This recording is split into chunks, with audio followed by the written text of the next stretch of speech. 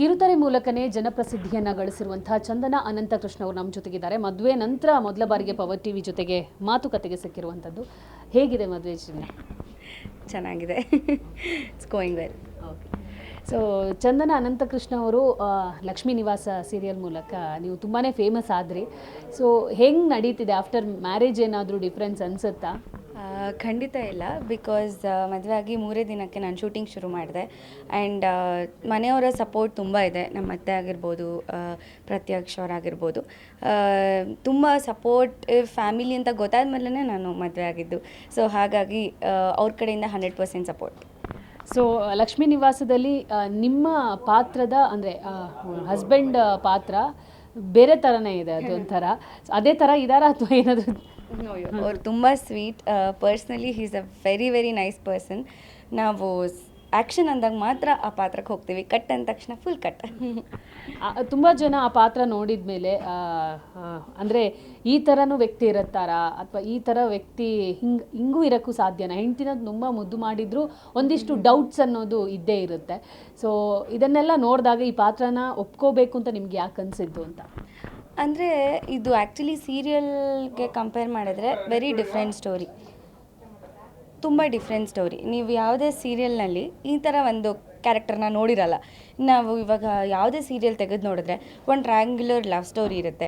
Hero ಹೀರೋಯಿನಿಗೆ ಸಿಗಲ್ಲ, ಆಮೇಲೆ ಮದುವೆ ಆಗ್ತಾಳೆ, ಇಷ್ಟ ಆಗ್ದಲೇ ಮದುವೆಗೆ ಆಮೇಲೆ ಇಷ್ಟಪಡ್ತಾರೆ, ಆ ಥರದ್ದು ಒಂದು. ಬಟ್ ಇದೊಂಥರ ಬೇರೆ ಥರ ಕತೆ. ಆ್ಯಂಡ್ ತುಂಬ ಕುಟುಂಬದಲ್ಲಿ ರಿಯಲಾಗಿ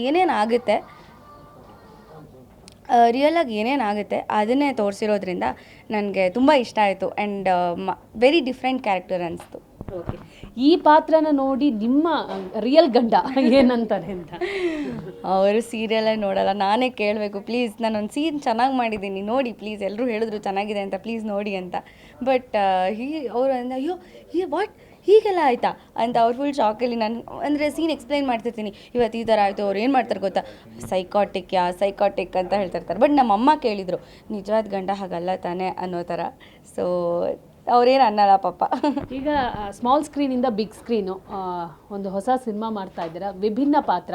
ಸೊ ಈ ಸಿನಿಮಾ ಒಪ್ಕೊಳ್ಳೋಕ್ಕೆ ಮುಖ್ಯ ಕಾರಣ ಏನು? ಸಾಮಾನ್ಯವಾಗಿ ಮಾಸು ಕ್ಲಾಸು ಸಿನಿಮಾ ಅಂತ ಜನ ಹೋಗ್ತಾರೆ ಅಥವಾ ಹೀರೋಯಿನ್ಸ್ಗಳು ನೋಡ್ತಾರೆ. ಬಟ್ ಕತೆ ಆಧಾರಿತ ಚಿತ್ರವನ್ನು ಯಾಕೆ ಆಯ್ಕೆ ಮಾಡ್ಕೊಂಡ್ರಿ? ನೀವೇ ಹೇಳಿದ್ರಲ್ಲ ಕತೆ ಆಧಾರಿತ ಅಂತ. ಸೊ ಆ ಕತೆ ತುಂಬ ಇಷ್ಟ ಆಯಿತು. ಆ್ಯಂಡ್ ಅದರಲ್ಲಿ ನನ್ನ ಪಾತ್ರ ತುಂಬ ಇಷ್ಟ ಆಯಿತು. ನಾನು ಆಗಲೇ ಪ್ರೆಸ್ ಮೀಟಲ್ಲಿ ಹೇಳಿದಾಗೆ ನಾನು ಯಾವತ್ತೂ ಈ ಥರ ಒಂದು ಕ್ಯಾರೆಕ್ಟರಲ್ಲಿ ಯಾರೂ ನೋಡಿಲ್ಲ. ಸೊ ಆ ಥರ ಒಂದು ಡಿಫ್ರೆಂಟಾಗಿ ಕಾಣಿಸ್ಕೊಂಡಿದ್ದೀನಿ. ಸೀರಿಯಲಲ್ಲಿ ಯೂಶ್ವಲಿ ನಾವು ಸ್ವಲ್ಪ ಓವರ್ ಎಕ್ಸಾಜುರೇಷನ್ ಇರುತ್ತೆ. ಬಟ್ ಈ ಪಾತ್ರಕ್ಕೆ ತುಂಬ ಅಂಡರ್ ಪ್ಲೇ ಬೇಕಾಗಿತ್ತು. ಸೊ ಸ್ವಲ್ಪ ಚಾಲೆಂಜಿಂಗ್ ಇತ್ತು ನಾನು ಇಷ್ಟವರೆಗೆ ಮಾಡಿದ್ದಕ್ಕಿಂತ.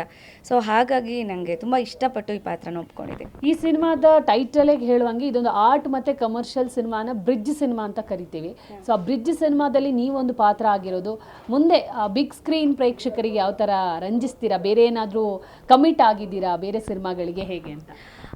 ಸದ್ಯಕ್ಕೆ ಇದು ಒಂದೇ. ಈ ಒಂದು ರಿಲೀಸ್ ಆದಮೇಲೆ ಏನಾಗುತ್ತೆ ಅಂತ ನೋಡಬೇಕು. Hoping for the best. ಖಂಡಿತ ಕತೆ ಚೆನ್ನಾಗಿತ್ತು, ಅದಕ್ಕೆ ಒಪ್ಕೊಂಡಿದ್ದೀನಿ. ಆ್ಯಂಡ್ ಡೆಫಿನೆಟ್ಲಿ ಜನರಿಗೆ ಇದು ತುಂಬ ಇಷ್ಟ ಆಗುತ್ತೆ ಅಂತ ಅನ್ಕೋತೀನಿ. ಇವಾಗಿನ ಜನ್ರೇಷನಲ್ಲಿ ಲವ್ ಅಂತ ಒಂದು ಪರ್ಸ್ಪೆಕ್ಟಿವ್ ಬೇರೆ ಥರ ಇದೆ. ಸೊ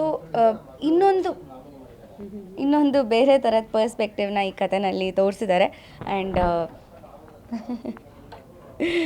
ಆ್ಯಂಡ್ ಡೆಫಿನೆಟ್ಲಿ ಎಲ್ರಿಗೂ ಇಷ್ಟ ಆಗುತ್ತೆ ನೋಡಿದವ್ರಿಗೆ ಅಂತ. ಇನ್ನೊಂದು ವಿಚಾರ, ಮದುವೆ ಆದಮೇಲೆ ಮೊದಲ ಒಂದು ನೀವು ಬಿಗ್ ಸ್ಕ್ರೀನಲ್ಲಿ ಫಸ್ಟ್ ಟೈಮ್ ಕಾಣಿಸ್ಕೋತಾ ಇರೋದು, ಎಷ್ಟು ಖುಷಿ ಇದೆ, ಎಷ್ಟು ಹೆಮ್ಮೆ ಇದೆ ಅಂತ?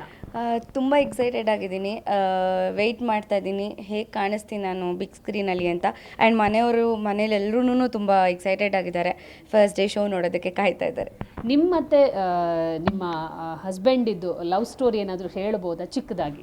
ಇದು ಅರೇಂಜ್ ಸ್ಟೋರಿ, ಲವ್ ಸ್ಟೋರಿ ಏನು ಹೇಳೋದು. ಮನೆಯವರೆಲ್ಲ ನೋಡಿದ್ರು, ನಾವು ಓಕೆ ಅಂದ್ವಿ. ಒಂದು ವಾರ ಟೈಮ್ ಕೊಟ್ಟಿದ್ರು ಮಾತಾಡ್ಬಿಟ್ಟು ಓಕೆ ಅಂತ ಹೇಳಿ ಅಂತ. ಸೊ ನಾನು ಮಾತಾಡಿದೆ, ಎಲ್ಲ ಸ್ವಲ್ಪ ಕ್ಯಾಲ್ಕುಲೇಷನ್ ಮಾಡಿದೆ, ಈ ಥರ ಓಕೆನಾ, ನನಗೆ ಇದು ಓಕೆನಾ ಅದು ಓಕೆನಾ ಅಂತ. ಸೊ ವೈಬ್ ಮ್ಯಾಚ್ ಆಯಿತು, ಓಕೆ ಅಂದೆ. ಯಾವ ಗುಣ ಇಷ್ಟ ನಿಮಗೆ ಅವರಲ್ಲಿ? ನಮ್ಮಿಬ್ಬರು ಸ್ವಲ್ಪ ಹೋಲಿಕೆ ಆಗೋದು ಅಂದರೆ we both are passionate and ambitious. So ನಮಗೆ ಕೆಲಸ ಮಾಡಬೇಕು, ದೊಡ್ಡ ಮಟ್ಟದಲ್ಲಿ ಏನಾದರೂ ಒಂದು ಸಾಧನೆ ಮಾಡಬೇಕು ಅನ್ನೋದು ಅವ್ರಿಗೆ ತುಂಬ ಇದೆ. ಸೊ ಅದು ನಾನು ಹಾಗೆ ಇರೋದ್ರಿಂದ ಅದು ತುಂಬ ಇಷ್ಟ ಆಯಿತು ಆ್ಯಂಡ್ ಆಬ್ವಿಯಸ್ಲಿ ಸಪೋರ್ಟಿವ್. ನಿಮ್ಮ ಪ್ರೊಫೆಷನ್ನೇ ಬೇರೆ, ಅವರ ಪ್ರೊಫೆಷನ್ನೇ ಬೇರೆ.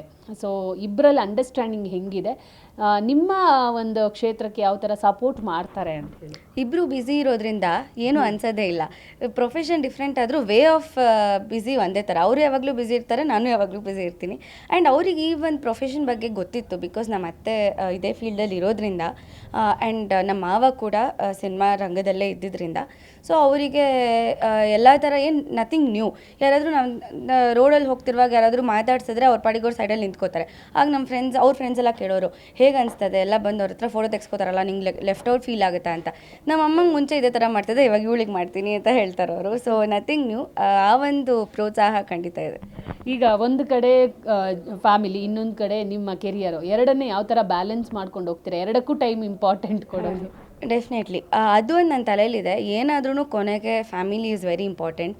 ಸೊ ಅದಕ್ಕೆ ಕೊಡಬೇಕಾಗಿರೋ ಟೈಮ್ ನಾನು ಕೊಡ್ತೀನಿ. ಆ್ಯಂಡ್ ಹಾಗಂತ ತುಂಬ ಪ್ರೆಷರ್ ಇಲ್ಲ, ನೀನು ಈ ಕೆಲಸ ಮಾಡಬೇಕು ಆ ಕೆಲಸ ಮಾಡಬೇಕು ಅಂತ. ಬಿಕಾಸ್ ನಮ್ಮ ಅತ್ತೆಗೆ ನನ್ನ ಪ್ರೊಫೆಷನ್ ಬಗ್ಗೆ ಚೆನ್ನಾಗಿ ಗೊತ್ತಿರೋದ್ರಿಂದ ಅವ್ರ ಸ್ವಂತ ಮಗಳ ಥರ ನನ್ನ ನೋಡ್ಕೊಳ್ತಾ ಇದ್ದಾರೆ. ನೀನು ಏನು ಮಾಡ, ಹೋಗಿ ಶೂಟಿಂಗ್ ಹೋಗು. ಎಲ್ಲರೂ ಏನು ಮದುವೆ 3 ದಿನಕ್ಕೆ ಶೂಟಿಂಗ್ ಹೋಗ್ತಿದ್ಯಾ ಅಂತ ಕೇಳ್ತಿದ್ರು. ನಮ್ಮ ಅತ್ತೆ ಹೇಳಿದ್ರು, ಏನು ಮಾಡ್ತೀಯ ಮನೇಲಿ, ಇದು ಶೂಟಿಂಗ್ ಹೋಗು ಅಂತಂದರು. ಸೊ ಆ ರೀತಿಯಾಗಿ ನಂಗೆ ಯಾವುದೇ ರೀತಿ ಪ್ರೆಷರ್ ಇಲ್ಲ. ಎರಡು ಬ್ಯಾಲೆನ್ಸ್ ಮಾಡೋಕ್ಕೆ ಈಸಿ ಆಗ್ತದೆ. ಓಕೆ.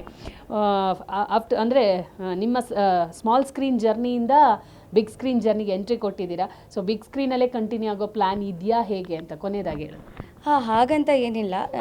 ಹೇಳ್ದಾಗೆ ಕತೆ ಆ್ಯಂಡ್ ಕ್ಯಾರೆಕ್ಟರ್, ಇವಾಗ ಇದರಲ್ಲಿ ಕ್ಯಾರೆಕ್ಟರ್ ಚೆನ್ನಾಗಿತ್ತು ಮಾಡ್ತಿದ್ದೀನಿ. ಮುಂದೆ ಯಾವುದರಲ್ಲಿ ನನ್ನ ರೋಲ್ ಚೆನ್ನಾಗಿದೆ, ಇವಾಗ ಲಕ್ಷ್ಮೀ ನಿವಾಸ ಚೆನ್ನಾಗಿ ನಡೀತಾ ಇದೆ. ಸೊ ಅದು ಇರೋ ತನಕ ಡೆಫಿನೆಟ್ಲಿ ನಾನು ಅದನ್ನು ಮಾಡ್ಕೊಂಡು ಹೋಗ್ತೀನಿ. ಸಿನಿಮಾದಲ್ಲಿ ಅದಾದ್ರು ಒಳ್ಳೆ ಪಾತ್ರ ಬಂದರೆ ಡೆಫಿನೆಟ್ಲಿ ಅದನ್ನು ಮಾಡ್ತೀನಿ, ಇದನ್ನು ಮಾಡ್ತೀನಿ. Okay, thank you, all the best. Thank you so much. ನೋಡಿದ್ರಲ್ಲ, ಇದಿಷ್ಟು ಚಂದನ ಅನಂತಕೃಷ್ಣ ಅವರ ಮಾತಾಗಿತ್ತು. ಕ್ಯಾಮರಾ ಪರ್ಸನ್ ಸಂದೇಶ್ ಜೊತೆ ದೀಪಿಕಾ, ಪವರ್ ಟಿವಿ, ಬೆಂಗಳೂರು.